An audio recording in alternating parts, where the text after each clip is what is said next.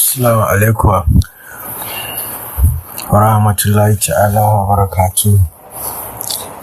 Yanzu za mu karanta ƙisar Tanimu Dari, sabon manzon Allah, wanda ya bincike ya buga ya kuma karanta shine Sa'idu Abdulmalik da aka fi sani da Sayyadi. Bismillahirrahmanirrahim.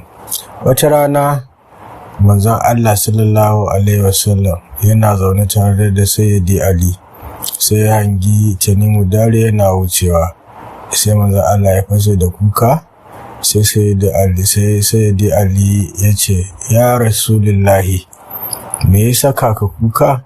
Sai ya ce, kaga mutumin can, bayan ƙaurata masifa za ta faru a kansa, zai ga abubuwan mamaki iri-iri. Bayan wasu kwanaki, Tanimu Dari yana gida shi da matarsa, sai ya buƙaci ta kai masa ruwan wanka domin ya yi wanka kafin ya kwanta. Matarsa ta kai masa ruwan wanka.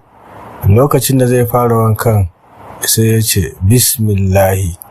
Ashe bai sani ba, yana tsugune ne a kan fiffiken wani kafirin aljani mai suna Ifritu.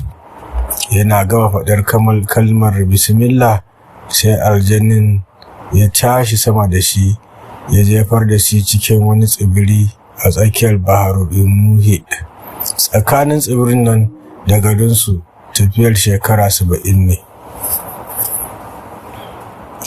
Da matarsa ta ga ya daɗe bai fito daga gidan wanka ba, sai ta tashi ta duba ɗakin wankan, bata gan shi ba.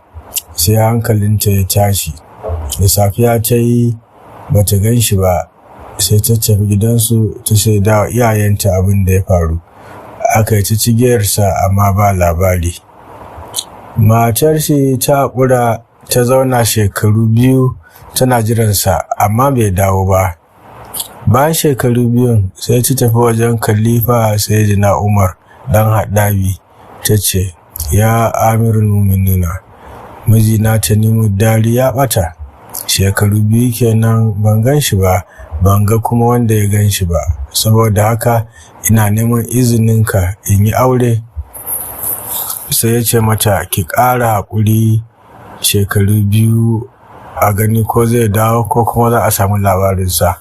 Matar ta haƙura ta jira har tsawon shekaru 7. A cikin shekara ta 8 ta koma wurin Khalifa Sayyidina Umar dan Haɗabi, ta ce, ina neman izininka ka bani dama in yi aure. Sai ya ce mata, koma gidanku ki idda irin ta wadda mijinta ya rasu. In kin ƙara iddar sai ki dawo wurina. Sai ta koma gida, ta yi iddar wata 4 da kwana 10.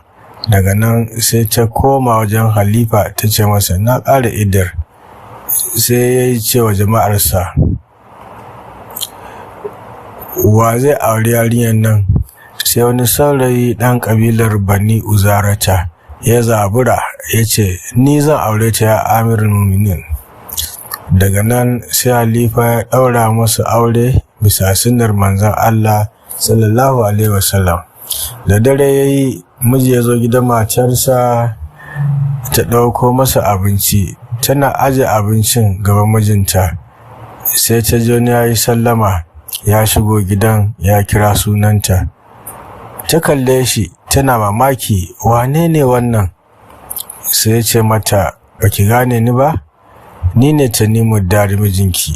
Daga nan sai angon ya tashi tsaye ya ce, wane ne kai? Ka shigo min gida ba izini. Sai Tanimu Dari ya ce, wannan gidana ne, ko matata ce.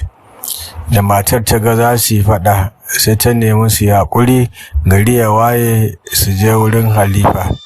Daga nan ta kwana a ɗakinta, mazan suka kwana a wani ɗakin daban. Tun da safe